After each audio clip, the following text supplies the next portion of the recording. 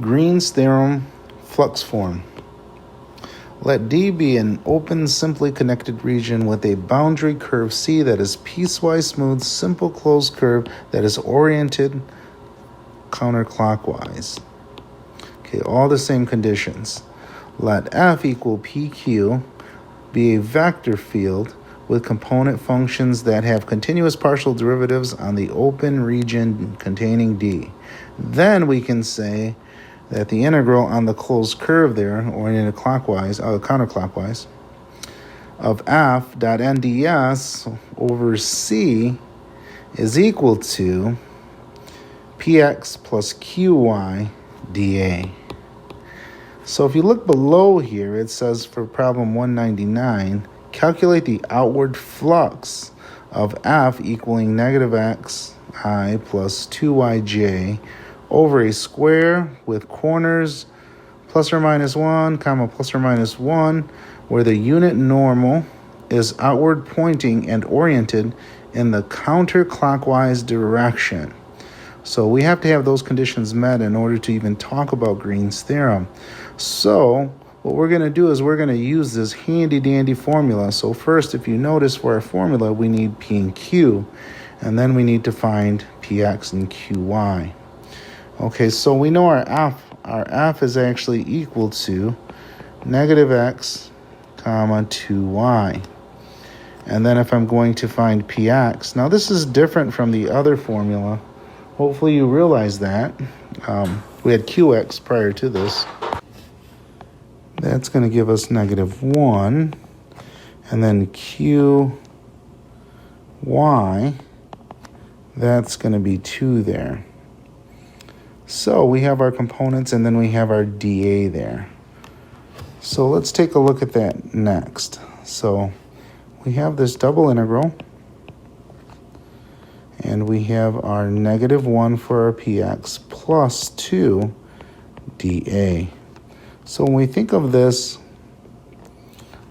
square here, so here's our graph, and I also put on this the vector field. So I want you to see this here. So if I'm going to talk about dA, if I look at my x value, my x is going to go from negative 1 to 1, and my y is also going to go from negative 1 to 1. So we can do a dx dy and set it up that way. Or we can just say 2 times 2, which is going to give me 4. So either way I can look at this. I can do it using a formula for a square, or I can do it setting it up as the actual integral. And I'm going to do that just for the sake of getting used to it. So this integral here is going to go from negative 1 to 1. And when I add all that up inside, that's just going to be a 1. And I'm going to do my dx first, and then my dy is going to be negative 1 to 1, and that's our setup for this problem. Now, when we do the first bound for this, that's going to be just x. So it's going to be the integral from negative 1 to 1, that's the one out, the y there, and this is just going to be x from negative 1 to 1 dy. So then that integral from negative 1 to 1 is going to be 1 minus 1, or I should say 1 minus a negative 1 dy. So then that gives me the integral from negative 1 to 1 of 2 dy. Oops, not 2y, 2 dy. And that's going to be 2y from negative 1 to 1. So I pulled the 2 out. And that's going to be 1 minus a negative 1, which equals 2 times 2, which equals 4. And one of the other reasons why I actually put the vector field in there also is I want you to see something here. So I'm going to take this line away. And I just want you to understand what flux means. It's called outward flux here. So I'm taking those away. And what I want you to see here, as I travel along this path here in a counterclockwise direction,